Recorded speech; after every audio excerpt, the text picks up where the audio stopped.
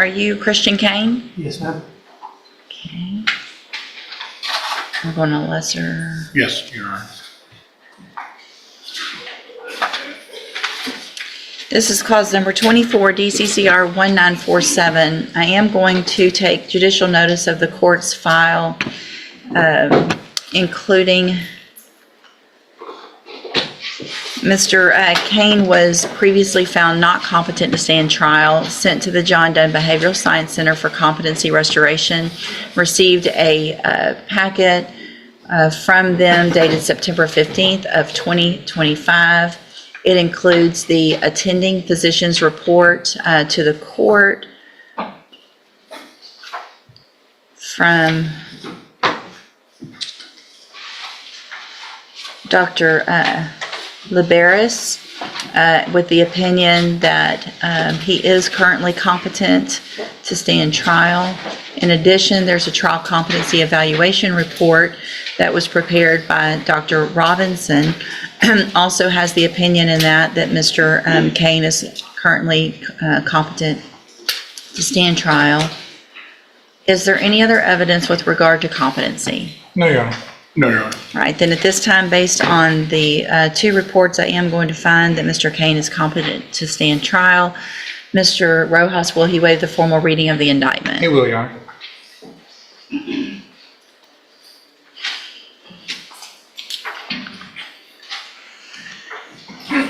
Mr. Kane, in cause number 24, DCCR 1947, the state's elected to proceed on the lesser included offense of a Class A misdemeanor evading detention, and that's from August 9th of 2024. And how do you plead to that charge?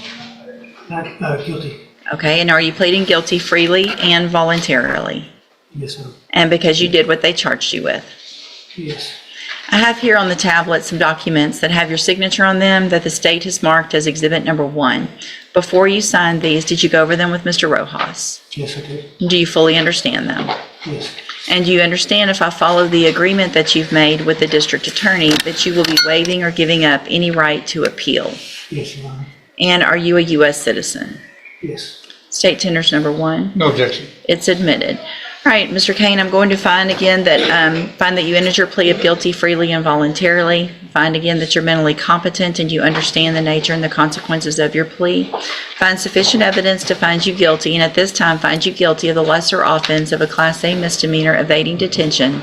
Sentence you in accordance with your agreement to a term of 90 days in the Jefferson County Jail. You will receive credit on that sentence for any time that you've been in custody that the law gives you the right to receive.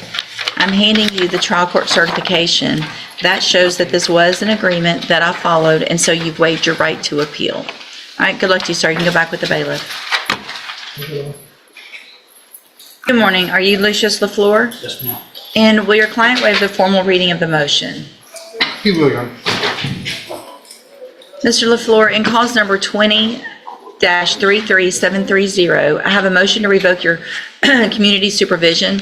This shows that you were placed on probation November 3rd of 2021 for the third-degree felony offense of theft of material, and that was a 7-year term in prison that was probated for 10 years. Is that correct? Sure. And the motion alleges that you violated your probation. Count 1 alleges that you committed the new offense of a Class A misdemeanor assault September 11th of 2023 in Angelina County, Texas. And is that true or not true? True. Count 2 alleges that you committed the offense of possession of a controlled substance January 23rd of 2024 in Angelina County, Texas. And is that true or not true? True.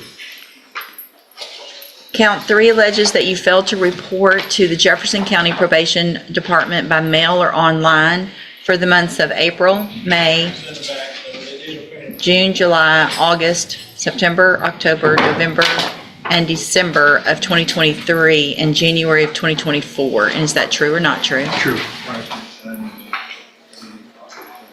You guys have an agreement, right? Do I need to keep going, Mr. Coleman? That's what I was looking for.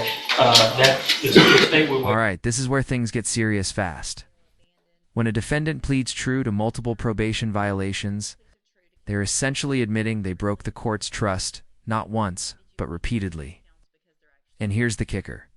Probation is already the second chance, So the real question is at this moment, is there any path left that avoids prison time? Or is this outcome already locked in? The state will waive the remaining counts. All right, so stale abandoned 4 through 6. Mr. LaFleur, did you enter your pleas of true to counts 1, 2, and 3 freely and voluntarily? True.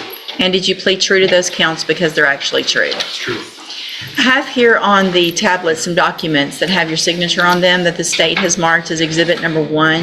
Before you signed these, did you go over them with Mr. Rojas? True. Yes, I did. Thank you. And do you fully understand them? Yes, I did. And do you understand, if I follow the agreement that you made with the district attorney, that you will be waiving or giving up any right to appeal? True. State tenders number 1.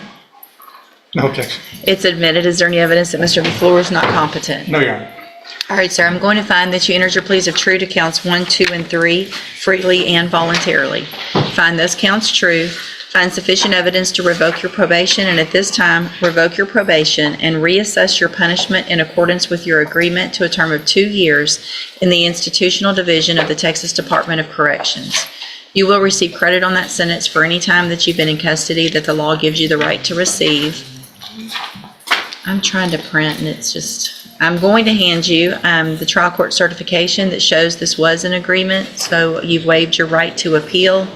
I'm also going to hand you a written admonishment regarding your ineligibility to possess a firearm or ammunition. Because your probation you've been on it for a while, I'm not sure that you got this when you initially got on probation. But because of the judgment entered against you, you are ineligible under Texas law to possess a firearm or ammunition. Possession of a firearm or ammunition could lead to charges against you.